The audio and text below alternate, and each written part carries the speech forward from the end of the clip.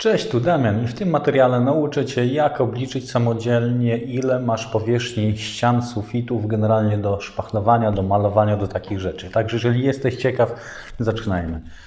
Ten materiał jest dedykowany dla osób, którzy samodzielnie planują wykonać jakiś remont, coś pomalować, odświeżyć swoje mieszkanie. Tak? Zastanawiają się, czy wykonawca na przykład nie oszukał ich na powierzchni szpachli, który będą szpachlował u niego mieszkanie.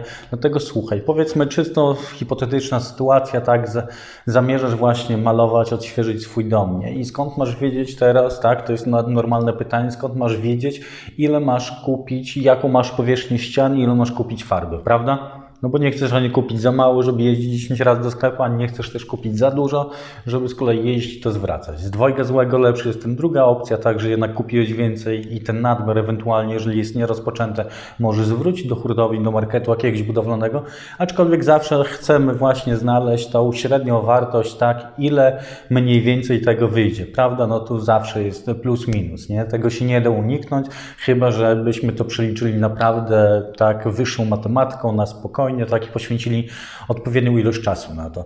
Ale wracając do meritum. I właśnie chcesz pomalować mieszkanie, jaką ilość masz, skąd masz wiedzieć, jaką masz ilość ścian właśnie do malowania. Jest taka prosta zasada, uogólniając, że musisz pomnożyć to razy 3,5, ale co? Chodzi o powierzchnię podłogi Twojej, tak? Powiedzmy, mieszkanie masz 44 metry kwadratowe po posadzce, po podłodze i będziesz całe mieszkanie odremontowywał. Z tych 44 teoretycznych metrów kwadratowych musisz pamiętać, żeby odjąć na przykład w łazience, bo łazienka Ci odchodzi, nie będziesz jej malował i powiedzmy łazienka ma 4 metry, nie?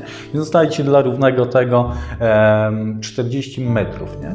I teraz 40 razy 3,5 musisz pomnożyć 40, bo tyle ma jakby metraż Twojego mieszkania, razy 3,5. Nie wnikaj, skąd jest 3,5, to nie jest temat na dzisiaj, możesz zawsze tam gdzieś w internet wejść, popatrzeć, ale Ci gwarantuję, że jeżeli przeliczysz metraż podłogi razy 3,5, uzyskasz średnią właśnie wartość ścian liczoną w metrach kwadratowych. Czyli tutaj byś uzyskał około powiedzmy 140-150 jakoś tam, może strzelam teraz, nigdy nie byłem dobry z matematyki, pieniądze umiem, tylko nie żartuję.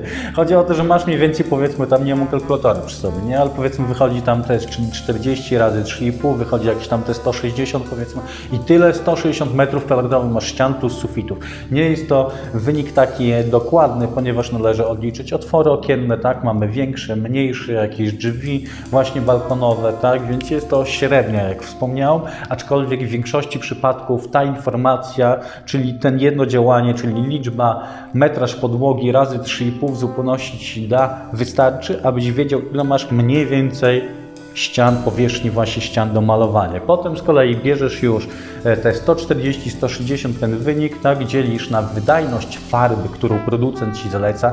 Każdy ma inny, jeden twierdzi, że 8 litrów, na przykład A8, że litr wystarczy na 8 metrów kwadratowych, jedni, że 1 litr na 16, tak, w zależności czy biała, czy kolorowa, tu producent, marka, ale wracając do meritum, tak, czyli później byś to te 140 musiał podzielić powiedzmy na 16 i wtedy otrzymałbyś powiedzmy jakieś 8 litrów, tak, czy w ten sposób.